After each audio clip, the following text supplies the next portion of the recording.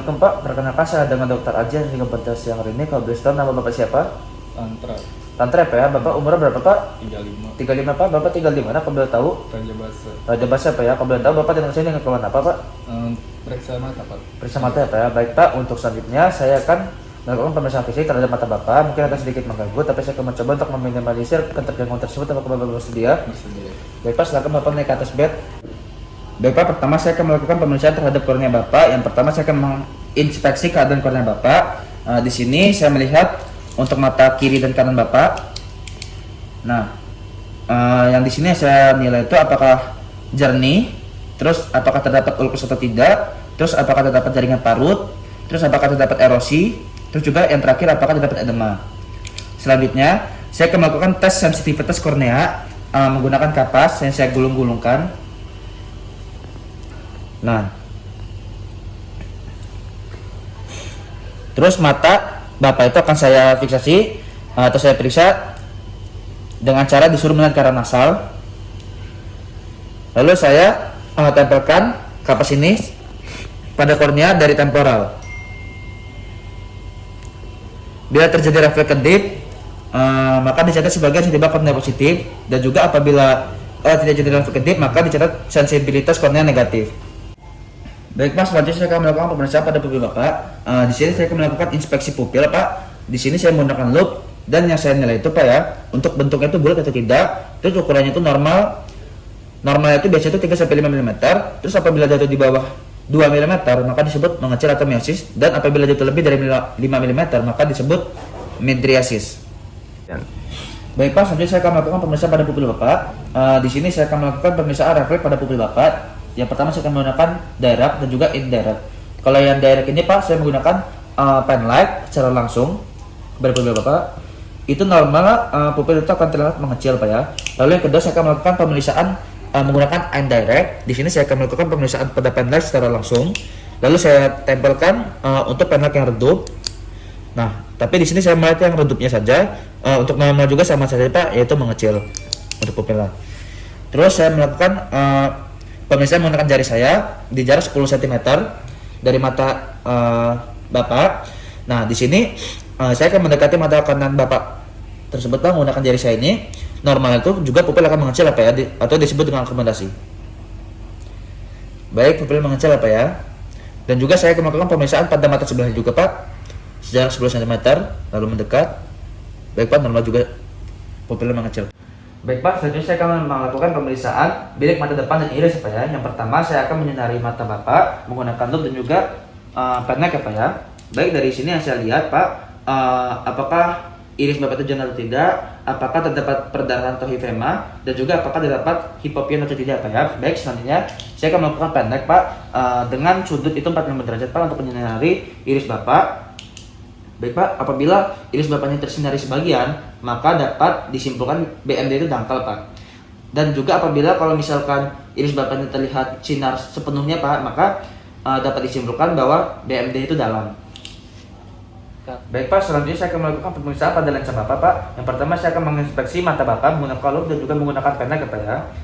Nah, dari sini saya lihat Pak, apakah lensa Bapak itu jernih atau keruh apa ya. Kalau misalkan keruh Pak, dia itu bisa mengakibatkan katarak. Baik, selanjutnya saya akan melakukan sinar pen light pada bagian samping mata Bapak. Saya akan memperhatikan pupilnya Pak.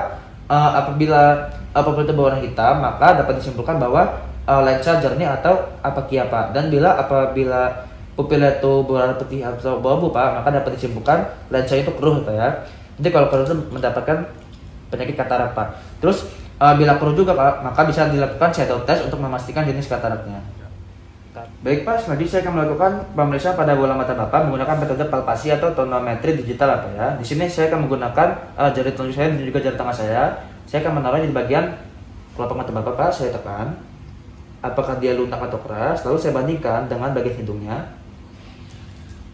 Apabila bagian kelopak matanya itu lebih keras atau bagian bola mata Bapak lebih keras, maka Bapak dapat disimpulkan terkena penyakit glaukoma Pak. Lalu juga sebaliknya juga saya kompresi juga.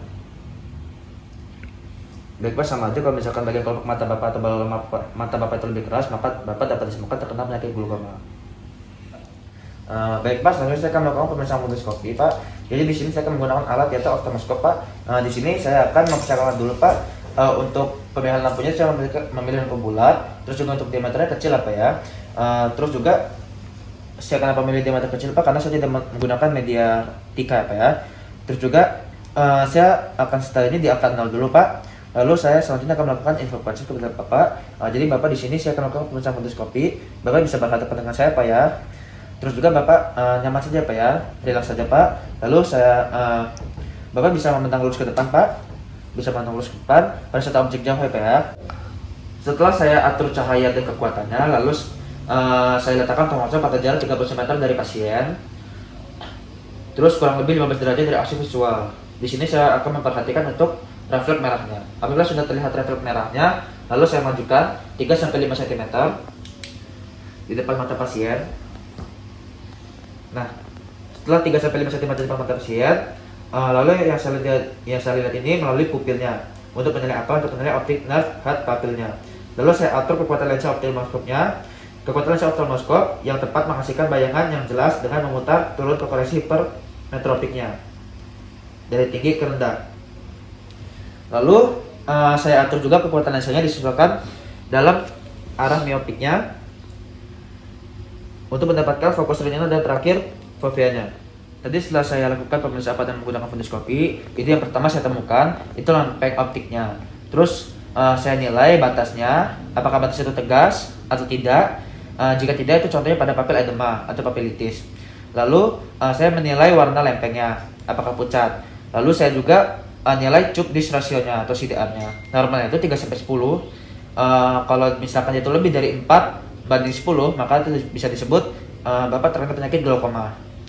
Lalu saya periksa juga tadi itu untuk retinanya, apakah tidak terdeteksi abnormal. Terus seperti apa? Lesi abnormal itu seperti pendarahan, terus juga eksudat atau Choton wall spot. Lalu saya melihat sekelilingnya itu geraknya itu menyapu 360 derajat. Lalu juga saya tadi melihat untuk kelainan yang tampak atau tidaknya.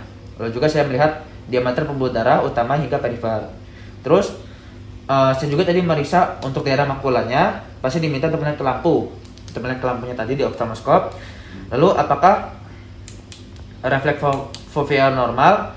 Nah, fovea normal itu seperti pantulan kaca pada orang muda, bukan fovea tanpa sebagai cahaya poin-poin terang di tengah retina. Itu juga dengan sebaliknya Pak ya, sebelah kirinya. Baik Pak, pemeriksaan telah selesai. Apakah ada yang ingin Bapak tanyakan? Tidak ada. Tidak ada Pak ya. Baik Pak, selamat menjawab. Bapak bisa balik ke tempat tadi Pak. Selagi saya akan membersihkan alat juga saya mencuci tangan. Terima kasih Pak.